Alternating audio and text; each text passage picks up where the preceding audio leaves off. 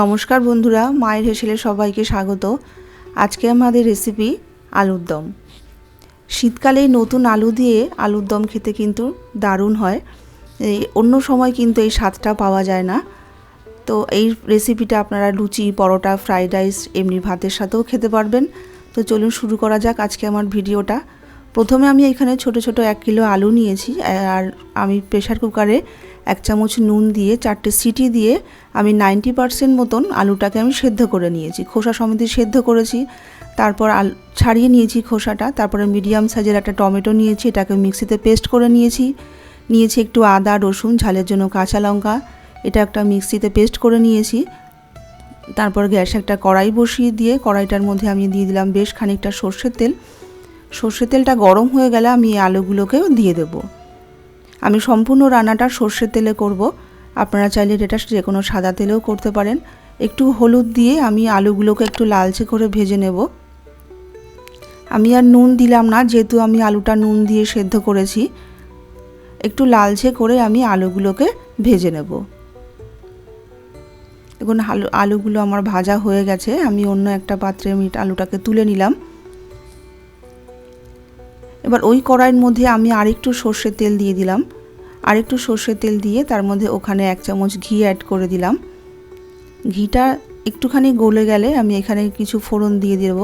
দিয়ে দিলাম গোটা জিরে, তেজপাতা আর একটু গরম মশলা, দারচিনি, লবঙ্গ, এলাচ। এটা একটুখানি হামলদিস্তা একটুখানি ক্রাশ করে নিয়েছি, তাদের ফ্লেভারটা খুব সুন্দর আসে। এইভাবে একটুখানি ফোড়নটা একটু নাড়াচাড়া করে নিয়ে এখানে একটা মিডিয়াম সাইজের কুচনো পেঁয়াজ আমি এখানে দিয়ে দেব। এখানে মিডিয়াম সাইজের 2টো কুচনো পেঁয়াজ আমি এখানে নিয়েছি। পেঁয়াজটাকে একটু লালচে করে ভেজে নেব, যাতে আলুর দমের কালারটা কিন্তু খুব সুন্দর আসে। একটু লালচে করে ভেজে নেব, পেঁয়াজটা যেন নরম হয়ে যায়, তার জন্য আমি একটুখানি নুন দিয়ে দিলাম। নুনটাকে দিয়ে মিডিয়াম আঁচে আমি সম্পূর্ণ রান্নাটা করছি, গ্যাসটাকে কিন্তু বাড়াবো না। দেখুন এরকম লালচে করে পেঁয়াজটাকে আমি একটু ভেজে নিয়েছি।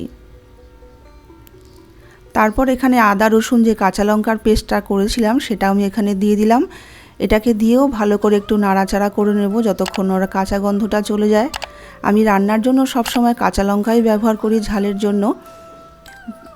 আপনারা চাইলে এখানে শুকনো লঙ্কাও ব্যবহার করতে পারেন। রঙের জন্য দিয়ে দিলাম হলুদের গুঁড়ো 1/2 চামচ, আর দিয়ে দিলাম কাশ্মীরি লঙ্কার গুঁড়ো 1/2 চামচের থেকে একটু বেশি, আর দিয়ে দিলাম 1 চামচ জিরের গুঁড়ো। আপাতত আর কোনো মশলা লাগছে না।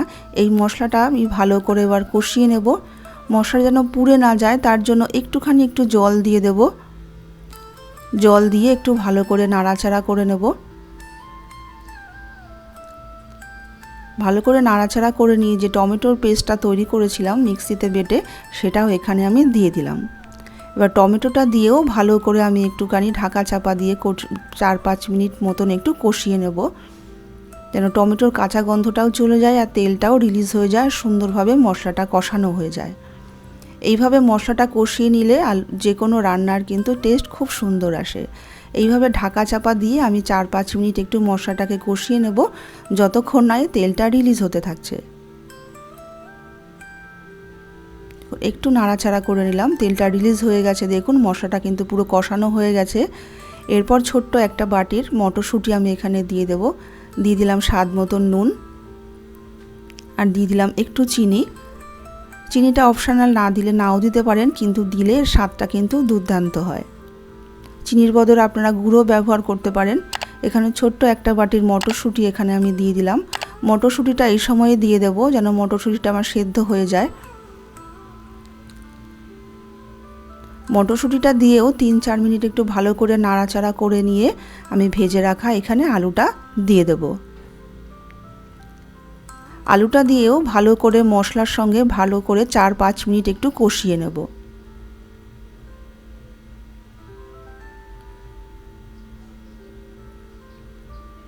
এই রান্নাটাই কিন্তু খুব গ্রেভি হবে না, খুব পাতলা গ্রেভি হবে না, একটু সেমি গ্রেভি হবে, শুধু জলটা বুঝে দিতে হবে। 4-5 মিনিট ধরে আমি কষিয়ে নিয়ে এবার এখানে পরিমাণ মতন জলটা দিয়ে দেব। জলটা দিয়ে আমি এবার এটাকে ঢাকা দিয়ে ফুটতে দেব 5-7 মিনিটের জন্য। এটা কিন্তু আপনারা অফিসে কোনো টিফিনেও কিন্তু এটা নিয়ে যেতে পারেন, বা বাড়িতে লুচি, পরোটা, ফ্রাইড রাইসের সাথেও এটা সার্ভ করতে পারেন। বাচ্চাদের টিফিনেও কিন্তু এটা শুকনো করে একটু দেওয়া যেতে পারে।